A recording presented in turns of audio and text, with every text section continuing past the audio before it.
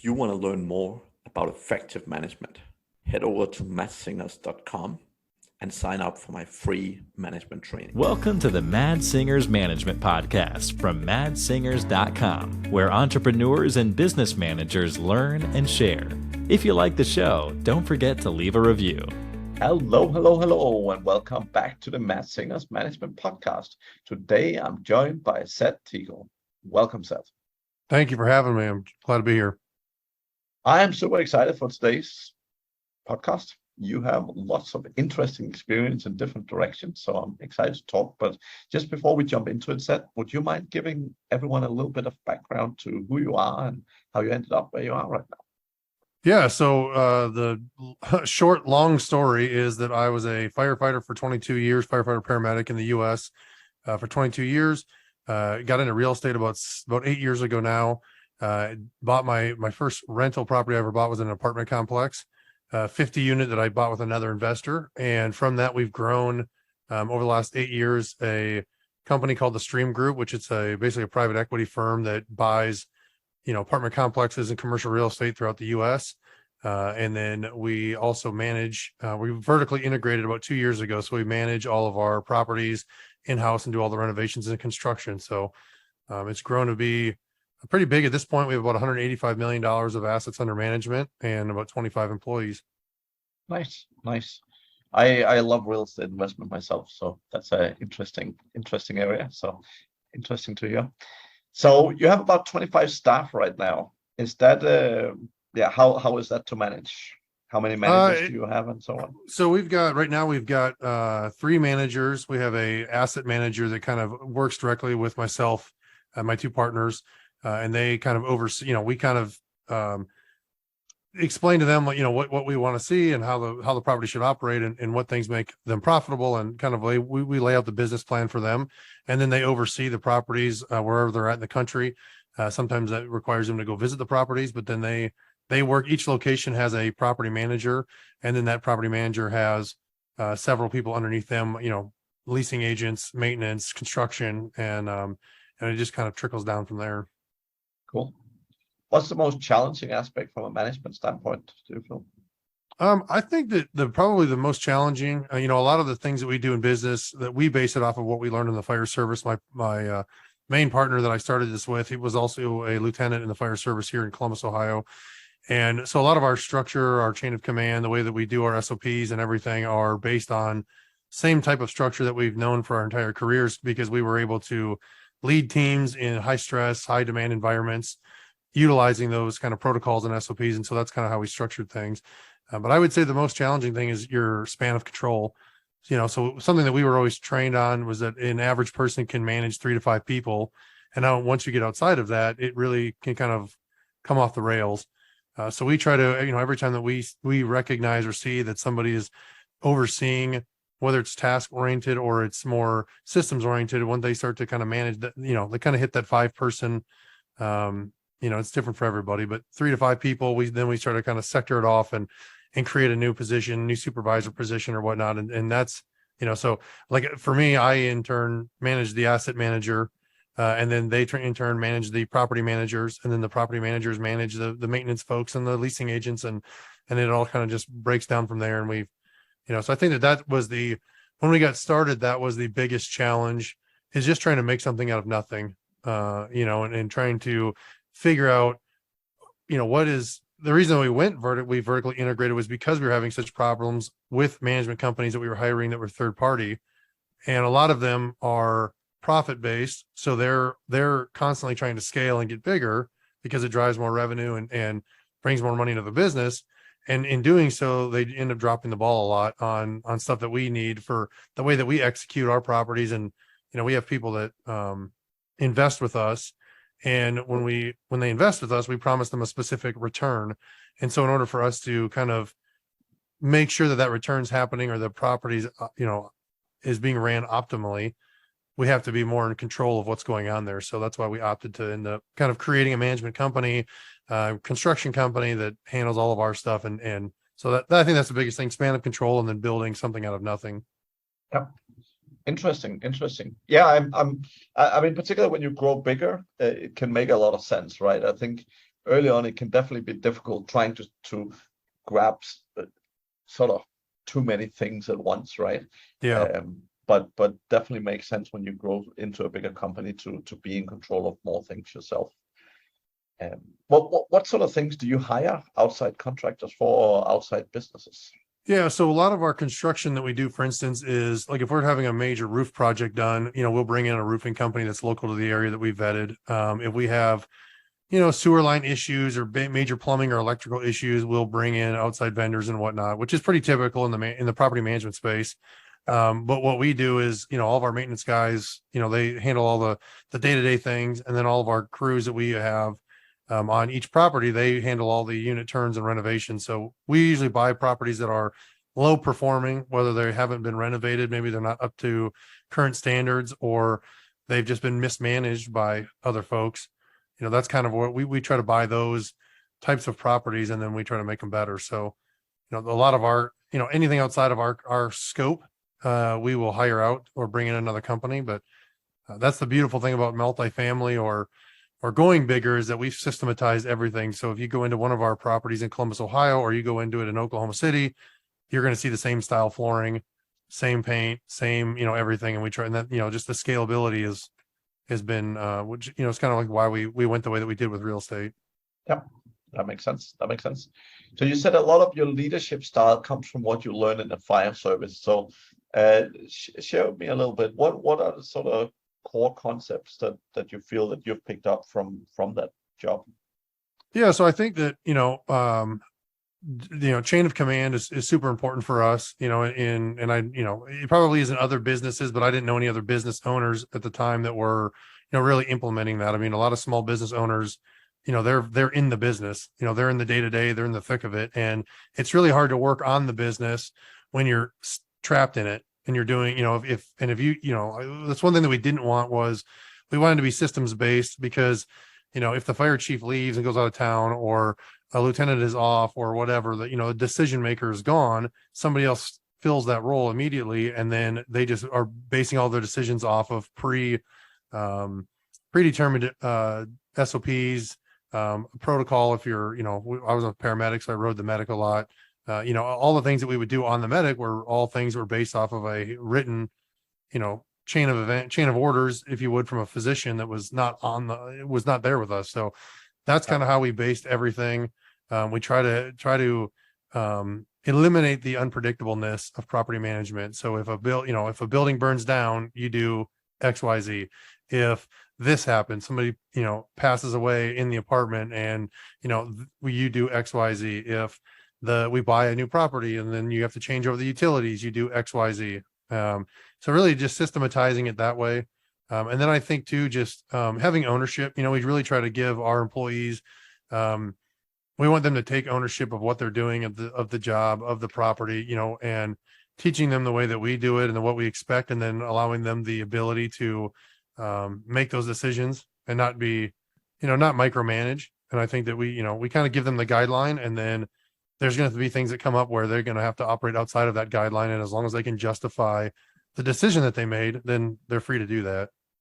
Yeah, that makes a lot of sense. That's definitely one of the biggest challenges that I see for most people, and most people I coach, is definitely like the delegation and really learning to let go and so on. So that's well done. Yeah, well, thank you. Yeah, I will say that it's a lot of people I see struggle with going from like a task-oriented mindset to a systems-oriented mindset, like you said, in delegating and giving away some of the work. And a book that really changed my life years ago that I read was called Who Not How by Dan Sullivan. And it was, the first project that I ever bought, I was there doing all the work, doing drywall, doing, I had a construction background, being in the fire service. And I realized quickly after reading that book that I couldn't scale and I couldn't build, I'm stuck in the day-to-day business, and my time was better spent talking to investors or like building the company out versus going down there and doing the actual tasks. And so that book really kind of opened my eyes to that, and allowed me to, being a blue collar guy, it's just in my nature that I was always wanting to kind of be there, do everything. Nobody could do it better than me. I was very specific on how I wanted it done.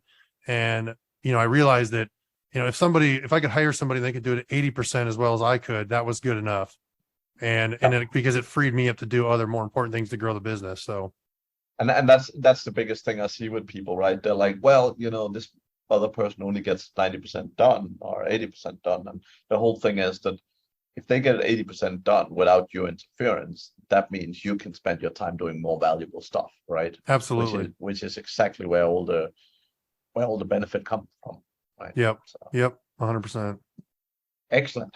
Yep, I think that's super interesting, and I like the way you're talking about procedures and so on. I think for a lot of companies and particularly smaller business owners, right, it happens consistently, and I see particularly in the online world where I operate a lot, what tend to happen is that everyone releases courses and trainings, and they're like, yeah, you figure out how to do something, and then you tell someone exactly how to do it, and then you make sure they do it the right way.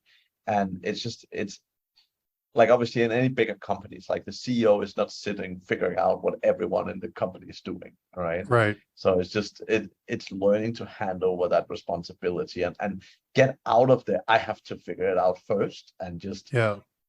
learning Yeah. to 100%. Yeah. And that's a get others lot to of do that it. book, Who Not How, talks about that, is finding the who to complete your how. And that's something that has allowed us to scale the way that we have is because we'll bring in experts. Like for instance, we just had a big 2-day get together with a lot of our folks we brought in an HR group to really kind of help strengthen and build out some of the HR things that we were lacking in. And rather than me spend time trying to figure it out and then telling people how to do it, I found one of the experts in our field, just through networking with other people that do what I do or that are bigger than I am.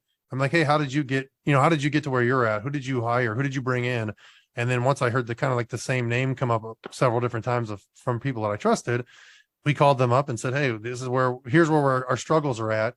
What can you do for us? And so they came in and did a 2-day event. And, again, we paid for that. It's not cheap, but when they left us with all the systems that we needed, in the area that we were lacking in. So rather than me, I'd rather pay up front and get to the front of the line faster than I would if I had to figure it out all on my own and come up with all these different procedures and because a lot of times I'm not going to do it right the first time. So you're going to spend a lot of time realizing that you did it wrong. And then, 5 years from now, you finally get it right when you could have just paid a professional to come in and get you squared away on day one. Yep. And I look at that in most fields. I mean, honestly, it doesn't matter if I need a doctor or if I want to, like hiring a personal trainer and all that sort of stuff, right? Or a nutritionist or whatever. Like, Yep. you can sit around and play around with stuff yourself. But when you start realizing the value of your time and you realize that, there's people who are already great at something that you might not be, like you're so much better off paying them. Yes, it is often a little bit more expensive, but again, it's like compared to all the time that you would have spent on it, it's often a steal.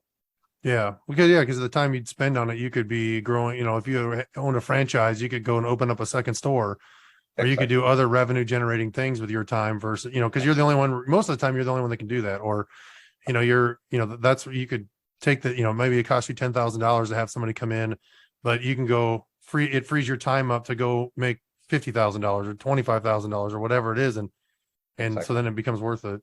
Yeah, definitely. Interesting.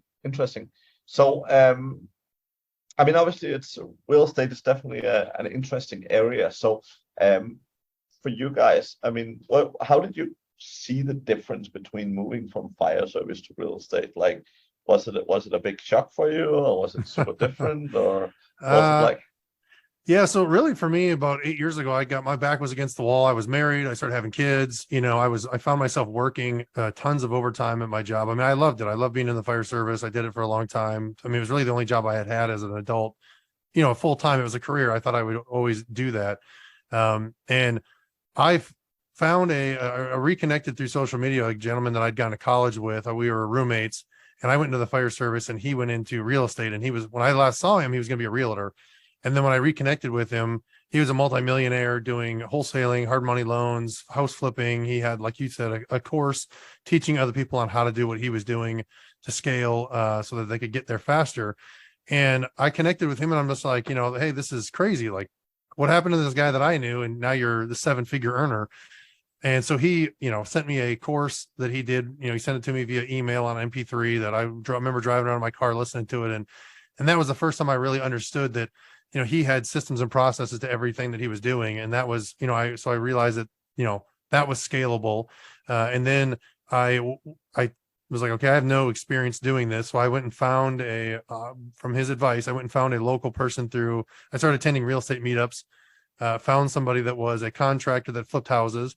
And at the time I didn't have any experience, but I did have time. We worked 24-hour shifts and we would have 2 days off. So I basically volunteered to help this guy run his flips and help him manage his rental portfolio so that I could learn and kind of get that on the job training. And that was something that was huge in the fire services, kind of like the hands-on, you can go read about it in a book, you can study, pass all the tests, but the day you get on company is the day that your education really starts. And it's very similar to other things in the world. And so I worked with him for about a year, and I realized that, through that experience, that flipping houses was another job, and managing small rental portfolio yourself was another job. And that was like the opposite of what I wanted. I needed to systematize something and get big enough to where I could afford to pay somebody to kind of oversee everything. And so, I realized at that point, in listening to podcasts and just other folks that I was learning from, that getting into multifamily, getting as many doors underneath one roof was the fastest way to scale, was the biggest way to get where I wanted to go. And so I took a home equity line of credit against my primary residence. I found another investor through a real estate meetup that I had kind of been networking with and getting to know during that year that I was working for this gentleman. And he had owned small rentals, but never had done anything big. And so he did a cash out refinance of his rental properties. I did my home equity line of credit. We pooled our money together and we went and bought a 50-unit apartment complex.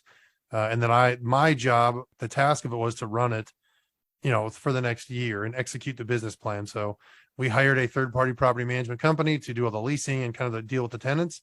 And then I ran all of the construction, renovation, put the teams together of contractors to be able to do all the work and coordinated all that. And 14 months later, we refinanced the property and we had created $1 million of new equity in it. And so we were able to pull out $1 million of tax-free cash, and we paid ourselves back, and then we went and bought another building.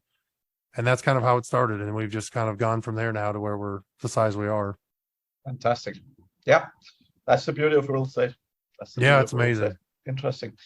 So finding partners is not easy. I mean, I've definitely been burned in the past. I have some great partners now, but I've definitely been burned in the past. So how did you get around sort of picking a partner and making sure it was the right person and so on? Yeah, so I was kind of, the thing about how we do real estate is each deal is kind of like its own marriage or whatnot. And so we don't, I'm like you, I'm very specific on if I'm going to have a long-term business partner, that took a lot of vetting and a lot of kind of getting to know that person. But on the each specific deal, it's kind of like a deal by deal basis. So you and I could do, we could say, hey, we're going to take down this big apartment complex. We buy it. We're only tied together for the life of that asset, as long as we hold it. So it's a little bit less, vetting that has to go on. We won't get into anything if we don't control it because of just the experience that we have now, that we just, we want to have the final say. But finding my primary partner, I actually met him through another firefighter that I was mentoring in the real estate space. And he was like, hey, I know this guy. He works for another department, but he's like the smartest real estate guy that I know. You two should get together and talk. And so I met Tim through this friend. So he came vetted through a friend. We sat down, and I'd probably say over 6 to 9 months, we got to know each other. We realized our families were very similar. Our work ethic was very similar. Our integrity was very similar. Just like the core beliefs that we had as people and family and husbands and whatnot was very aligned. And then the other thing I think that was most important is that he filled parts of the business that I was not good at, or that I didn't want to do. Right. So we, I think that was the biggest thing, is that, he's opposite of me. So he likes to kind of be behind the scenes, doing the spreadsheets, crunching the numbers, doing a lot of the analytical things. And I'm more kind of out in front of everybody. I'm on the properties. I'm going to walk the properties. I'm talking to the brokers. I'm talking to investors, and that's what I enjoy and what I'm good at. And so, that was something that I see people, when the partnerships fail, is, something in what I just said is misaligned, or you get 2 or 3 people that all like the same things. And so then something in the business is, gets kind of like left to the wayside, and that ends up kind of being the thing that comes back to bite you. Yeah. Yeah, I see that all the time. I mean, particularly I operate in the tech space a lot, and I see two developers that are super nerdy and they're super good at the same thing, partnering up, and they either need to spend a significant amount of money hiring people to cover for their weaknesses, but Mhm. when you are in a business partnership, like really finding someone that complement you is just so important. Right? Yeah, it's definitely, and I feel very lucky with the group that we have, the three of us now. We brought on another guy as well as we kind of scaled. I'm very fortunate to have found the guys that I've found, but we also know that too. Like there's some times where I'll look at a deal and I'm like, hey, I want to do that, and then they don't. We allow each other to kind of have a say where, if you just stick to your guns all the time, it's your way or the highway all the time. That usually doesn't go well either. No, that's the whole thing. I mean, with partnership or just collaboration in general, right? Like when you're working with people around you, like you need to. I mean, sometimes there's probably battles you wanna fall on the For sword sure. on, right? Yeah. But most of the time, it's always about compromise and it's finding a way. Like a lot of the time, the problem is also as a leader, if you're doing things that other people are not bought into, it is less likely to succeed, right? Yeah. So Yep. so getting people bought in is so critical, right? Yeah, And it's a lot huge. of time a lot of time people always go back and they rely on role power and they say, hey, I'm your boss, do it, right? Mhm. And they're like, okay, I'll do it. And then when it fails, it comes back to you. Now, it didn't necessarily fail because it was a wrong idea, but when the people who are supposed to execute isn't bought in, then anything can fail. Yeah, and I think that's, I've worked for officers in the fire service that were like that, and they were like the worst ones to work for, and then you had ones that were, they were, you knew they were your boss, but they didn't have to tell you every day. Yep. And you wanted to work for them. You wanted to do good. You wanted them to be proud of you. You wanted to, do a good job. And I think that's something that we really try to, to bring to our team is that, ultimately, like if they fail, I take responsibility for it. I'm a big Jocko Willink fan. If you know who he is, Yep. He's a big Navy SEAL, military guy. And so we believe in like the whole extreme ownership thing. And again, if the team fails, it's because I didn't explain it right, or I didn't do something. So that's the way we view things. And then we try to get, that's the people that we hire or that we bring into those management roles. We want to make sure that they also believe in that. Yeah. Yeah. So Definitely. I think Extreme Ownership is probably one of my favorite books. I think, but I look at it as a human, right? Like not just as a leader, but as a human, right? Like if you take full responsibility of everything that happens around you, I find it difficult to be unhappy when I do it, because if there's something I'm unhappy with, I'm the one who is there to change it, right? yes. So I find that makes a huge difference. Any other great resources or anything else where you have learned a lot from, Seth? I think just putting myself in the right room of people, I think that I'll pay to be in masterminds. I pay to, sometimes I pay to be in groups because, when I first started doing it, I was kind of like, oh, I got to pay I got to pay this money to go to this event or do whatever.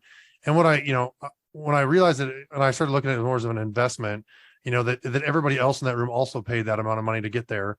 Everybody takes it more serious. It eliminates the tire kickers. The people that are actually there they're the type of people that we want to be around that can help our growth, and just like we can help their growth. So I would say the other big thing that, if you're a business owner and you're not doing it, is trying to get into the room with other folks. They don't have to necessarily be the same doing the, if you're in tech, you don't have to necessarily go to a room full of other tech folks.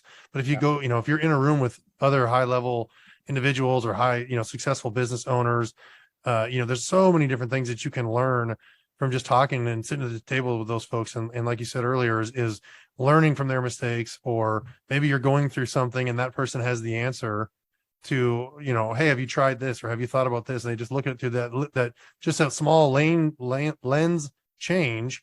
It can accelerate your growth, or it can knock down barriers that have been holding you up, or slowing your growth down for a long time. And so I think that masterminds or groups like that have been, again, exponential, because I'm one mind and I can get laser focused on things and kind of miss some things going on around me at times. But when I get into, I'll probably say like 2 or 3 times a year, I go to specific events that I'm like groups I'm a part of. And that's what we do for 2 days. We're all sitting around kind of like, hey, what's going on in your business? And what are your problems right now and your roadblocks? And then like the group kind of tries to pick it apart and see, have you tried this? Have you done that? Like all these different things. And I mean, it's been huge for us. And I've watched other people that, maybe just barely qualified to get into the group. And then within 12 months of, following through on what they've been told, I mean, they've just exploded with growth and really even just happiness, getting things off their plate and doing better. So I think that's one of the big. I mean, I'm a huge, generally networking, right? I mean, I think most, particularly smaller business owners, they never have the time because they're busy doing. But I think that for me, it's the number one thing, right? Like if you're a business owner, like getting out there. Also, I mean, if you run a business, even if you're a partnership, right? Like sometimes it can feel quite lonely, oh right? yeah, Like 100%. I was gonna say, yep. like you don't have a lot of people to talk with. It's hard to talk with your staff about some business things sometimes, right? But just finding other like-minded people, it just makes such a huge difference, right? Yeah, 100%. It's very refreshing, I feel like. And so, like you said, if you're busy working, a lot of times we can just get tired and worn out. And I think getting in those rooms and talking with people, to me, it's refreshing to be around those people. And there's just not a lot, that was another reason why I left the fire service, was because I started to realize, as the bigger I got and the more I expanded my mind and just what I was doing, I had less and less in common with the guys that I was working with. And I loved them. I mean, I love my crew. I mean, we've been in some crazy situations together, but I'm sitting at the kitchen table at the firehouse, which is where we always jokingly said that all the world's problems can get solved at any kitchen table in any firehouse in America. The things that they were talking about, like my mind was elsewhere. I had come back from an event of sitting with guys that were doing 7 figures, 8-figure business transactions, and the conversations that we were having were such high level. It was refreshing to me. Then I come back and I'm like, oh, we're talking about the same old stuff, or the stuff that to me, it just no longer didn't make any sense anymore. It was, like I said, I just kind of outgrown the group that I was around. And I think that's part of it too, just constantly growing, constantly learning, elevating yourself, and elevating I always say elevating the 5 people that are around you. That one of the things that I've learned about personal growth, which I find is very interesting, and you're right, like you really outgrow the people you're around. But one of the big challenges is, a lot of the time, my experience is that we mirror ourselves in the people around us. And one of the challenges is that, for example, most people, if you go home and visit your parents, you feel like 15 again. Yeah. Right. And this is the same for all people. Now, the thing is, if you go back and hang out with friends that you met when you were 15, you feel like the person you were when you were 15 again. So a lot of growth, in my experience, really take actually replacing the people you're mostly around, right? If they're not growing in a similar level as yourself, which is often not the case, right?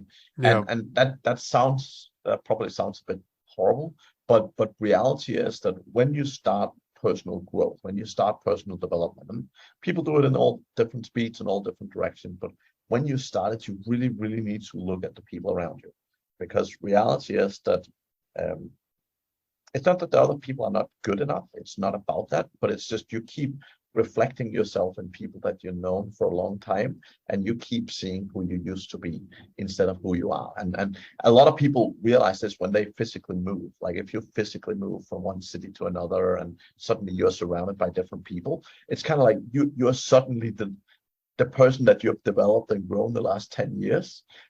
That person suddenly comes to life, and that's the person the new friendship circle see, right? And that's where a lot of growth happens, in my experience. So Yeah, no, I 100% agree with that. And the other part of it, I think, along with that, is that the people that you are, you're growing, and the other people are kind of stagnant, or they're not growing with you.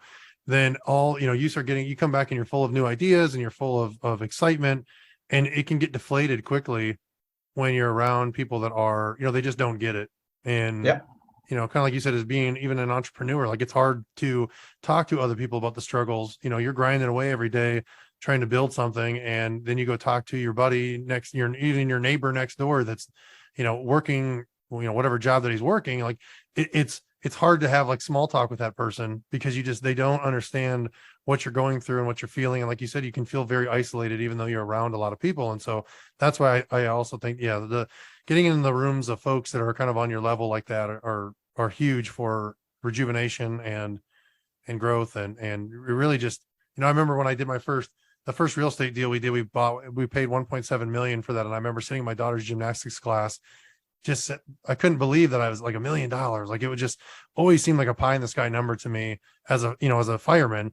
And then here I bought that and I thought, man, how amazing is that? And it was cool until I was sitting at a table with guys that were doing $10 million deals or $20 million deals, or, and you think that these things are so out of reach for you until you're in a room with people that are doing 10 times what you're doing. And you're like, and you don't get jealous and like, oh, and don't want to tear them down. It's just like, and for me, it's like you meet them and you're like, this is he's an average guy like I am.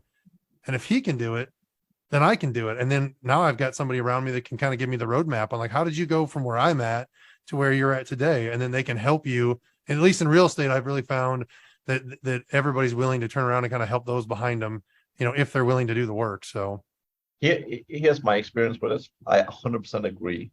Successful people are generally happy to help others because they've become successful from the help of others. Yep. Right. So my 100%. experience is, I'm in a lot of these rooms with hundreds of amazing people on a regular basis, right? And the whole thing is that everyone is grown based on other people's advice. Now, it's different.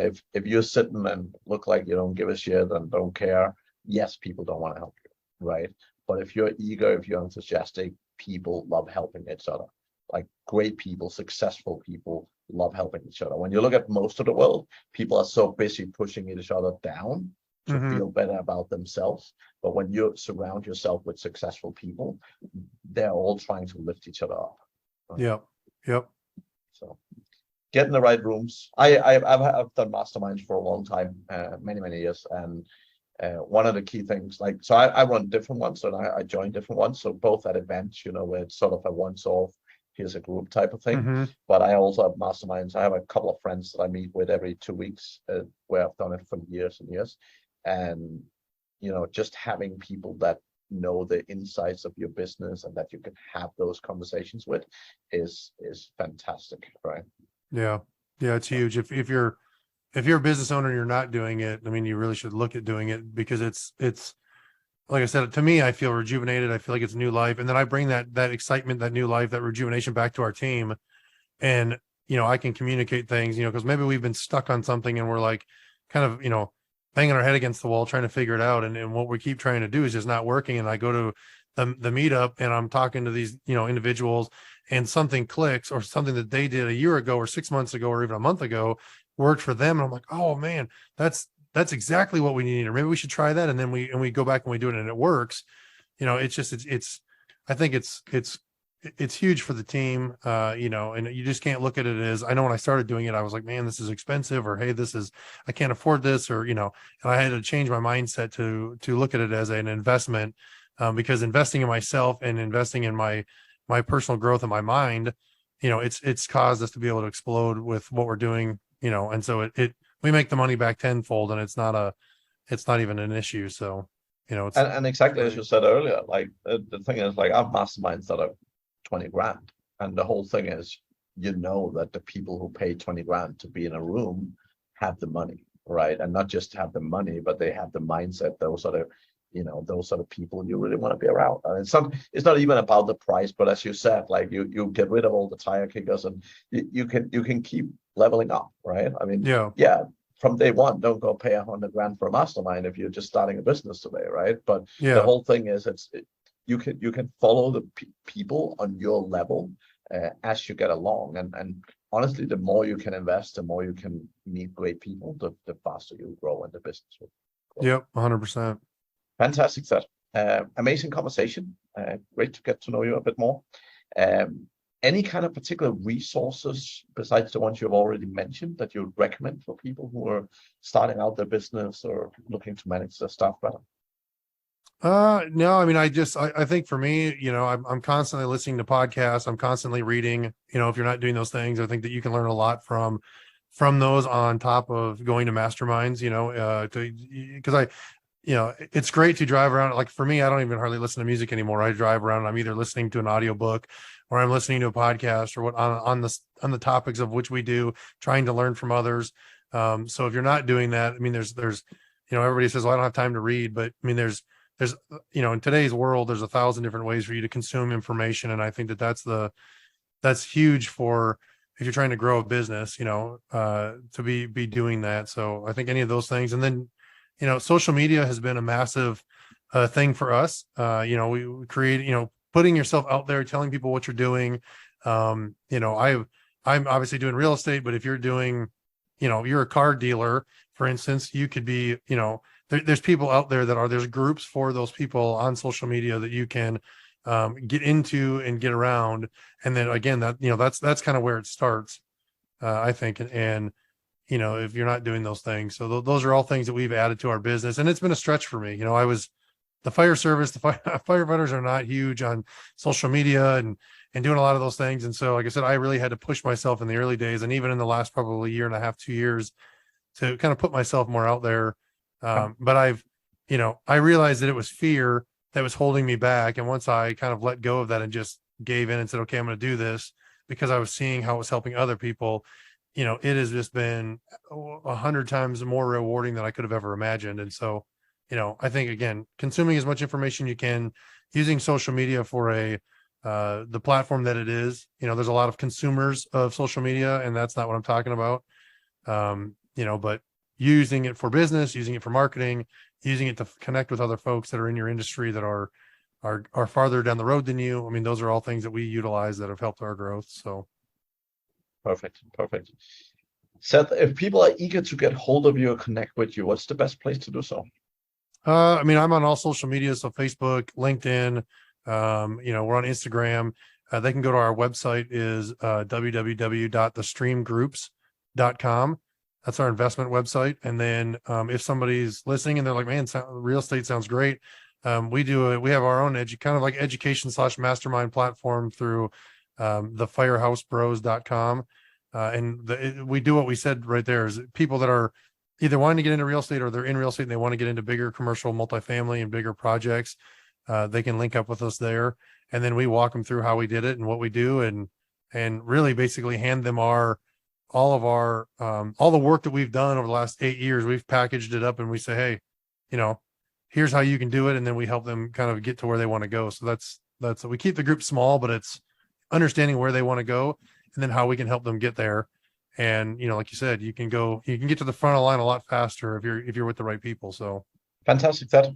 Thank you very much for joining me today. That was super interesting talking to you. Absolutely. Thank you for having me. Thank you. And to the audience, thank you for sticking with us all the way to the end. We'll be back again next week. Have a great week. Thank you for listening to the Mad Singers Management Podcast. Please leave a review. It means the world to us. You can also learn more about management at madsingers.com.